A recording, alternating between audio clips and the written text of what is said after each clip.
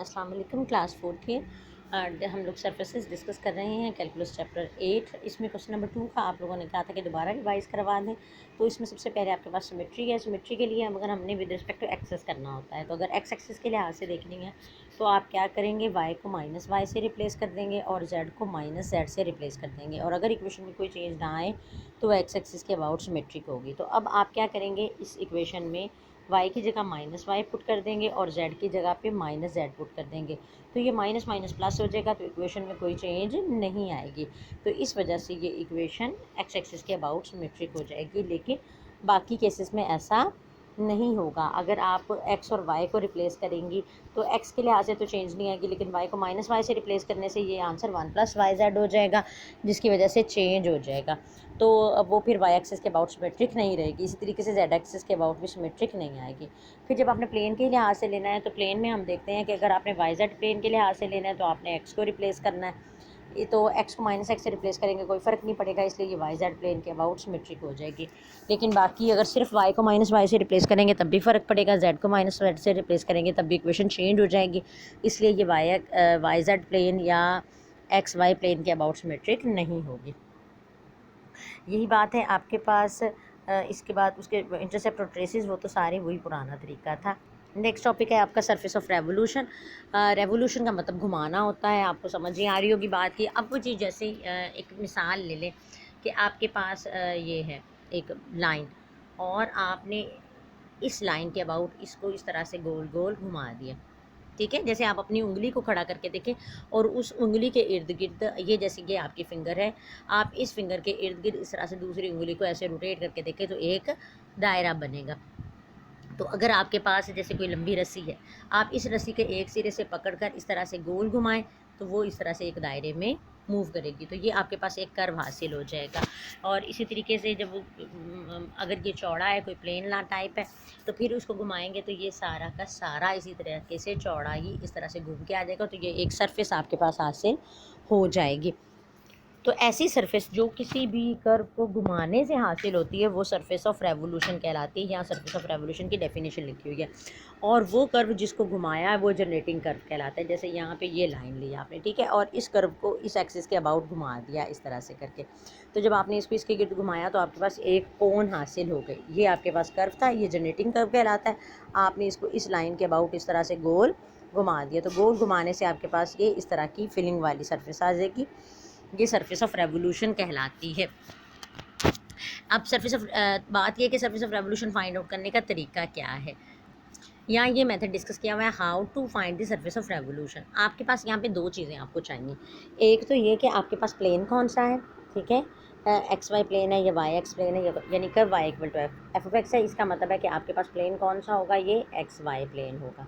एक आपको ये चीज़ चाहिए। दूसरी ये चाहिए कि ये इस एक्स वाई प्लेन में आपने इसके अबाउट रोटेट करना है या इसके अबाउट। तो एक्सिस ऑफ रेवोल्यूशन आपको पता होना चाहिए कि किस एक्सिस के अबाउट आप इसको रोटेट कर रहे हैं।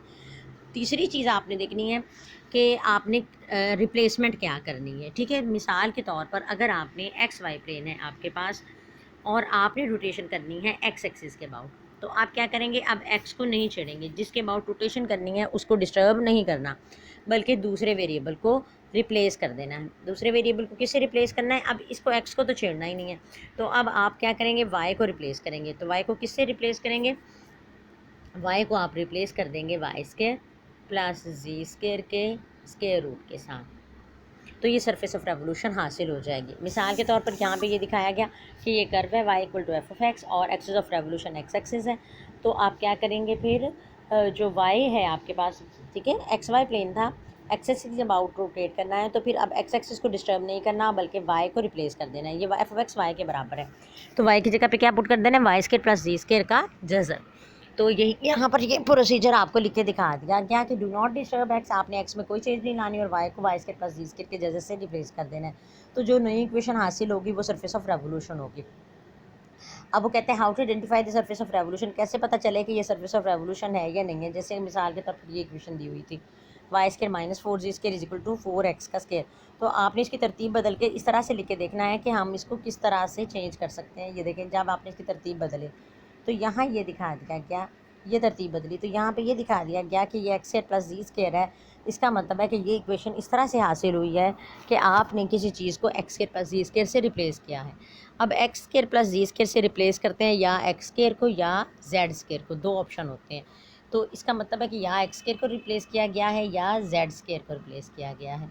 तो हम बैक जाके देखते हैं कि हमारे पास सवाल में दिया होगा कि ये कौन से प्लेन में लाई करता है, तो वहाँ से आपको पता चल जाएगा कि ये या तो वाई एक्स प्लेन में लाई करता है या वाई जेड प्लेन में लाई करता है। तो अगर वाई एक्स प्लेन में है तो फिर एक्स को रिप्लेस किया होगा, और अगर वाई जेड प्लेन में है तो फिर जेड को रिप्लेस किया होगा। तो ये चीज़ आपने देखनी है। तो अगर इक्वेशन इस तरह से लिखी जाती है तो इसका मतलब है कि ये सरफेस ऑफ रेवोल्यूशन है। इसी तरह से आपके पास नेक्स्ट ये बता दिया गया कि ये इक्वेशन सरफेस ऑफ रेवोल्यूशन है अबाउट वाई एक्सिस, और अगर वाई एक्सिस के अबाउट है तो इसका मतलब है कि वाई को चेंज नहीं करेंगे बल्कि आप जेड को या एक्स को चेंज करेंगे। किससे चेंज करेंगे? X square plus Z square से। मज़ीद वो कहता है कि अगर एक्स वाई प्लेन है आपके पास तो फिर इसमें जेड की वैल्यू ज़ीरो हो जाएगी। यानी ये आपके पास सरफेस ऑफ रेवोल्यूशन अगर दी हुई है और यहाँ से आप बैक अपनी रिक्वायर्ड सरफेस हासिल करना चाहते हैं तो आप क्या करेंगे कि जो प्लेन है उसकी इक्वेशन पुट कर देंगे। अगर एक्स वाई प्लेन है तो आप जेड को इक्वल टू ज़ीरो पुट कर देंगे। जब जेड को ज़ीरो पुट करेंगे तो वाई स्क्वायर की वैल्यू इक्वल टू 4x का स्क्वायर आ जाएगी। ठीक है, तो यहाँ से आपके पास जनरेटिंग कर्व आ जाएगा। पहला केस हमने डिस्कस किया था कि जनरेटिंग कर्व दिया होगा तो आपने अगर वाई एक्सिस के अबाउट रिवॉल्व करना है तो फिर आप एक्स स्क्वायर को रिप्लेस कर देंगे x square plus Z square से। अब आपके पास इसकी कंट्रोवर्सी हम चल रही हैं कि अगर आपके पास equation X square plus Z square की शक्ल में दी हुई है और आपने असल कर्व हासिल करना है तो फिर आप बैक क्या करेंगे? रिप्लेसमेंट को बैक करने के लिए आप जेड को equal to zero put out कर देंगे। तो जेड की वैल्यू आप ज़ीरो पुट करेंगे तो आपके पास बैक उसका जनरेटिंग कर्व हासिल हो जाएगा। बिल्कुल इसी तरीके से ही ये तमाम एक्सरसाइज है। अभी हम उसके कुछ क्वेश्चन डिस्कस कर लेते हैं ताकि आपको क्लियर हो जाए। नेक्स्ट है आपके पास जैसे x equation of surface of revolution find out करें। रिवॉल्विंग कर्व है आपके पास, एक्स इक्वल टू जेड का square, y equal to zero है और अबाउट एक्स एक्सिस करना है। और यानी एक जूज़ है एक्स एक्सिस के अबाउट करें और एक जूज़ है जेड एक्सिस के अबाउट करें। तो ये एक जूज़ और ये दो जूज़, तो यानी दो अलग से सवाल आ गए। जब आपने एक्स एक्सिस के अबाउट करना है, इक्वेशन है x equal to z square, तो इसका मतलब है एक्स जेड प्लेन है। कौन सा प्लेन है? X z plane. X z plane में अब दो चीज़ें हैं आपके पास, एक एक्स एक्सिस और एक जेड एक्सिस। आपने किसके अबाउट करना है? एक्स एक्सिस के। तो जिसके अबाउट करना है उसको डिस्टर्ब नहीं करना। तो इसका मतलब है अब आप डिस्टर्ब किसको करेंगे? जेड को। और जेड को किससे डिस्टर्ब करेंगे कि जो एक तो जिस चीज़ को चेंज करना है वो उसका स्क्वायर, और प्लस जो चीज़ इसमें मिसिंग है, ये एक्स जेड इसमें गिवन है और वाई मिसिंग है, तो z square plus y square से रिप्लेस कर देंगे। तो आपने ये देखें एक्स को y square plus Z square की जगह से रिप्लेस कर दिया। जब एक्स का स्केयर लेंगे वो y square plus Z square हो जाएगा और हमारे पास ये जेड स्क्वायर की जगह पर z square plus y square put हो जाएगा। ये सरफेस ऑफ रेवोल्यूशन आ जाएगी। नेक्स्ट इसी तरीके से जब आप जेड एक्सिस के अबाउट करेंगे तो अब आपने जेड एक्सिस को डिस्टर्ब नहीं करना और एक्स को चेंज करना है। एक्स की value x square plus y square का जगह पुट करनी है। यही प्रोसीजर तमाम क्वेश्चंस में लगा के हल कर लें।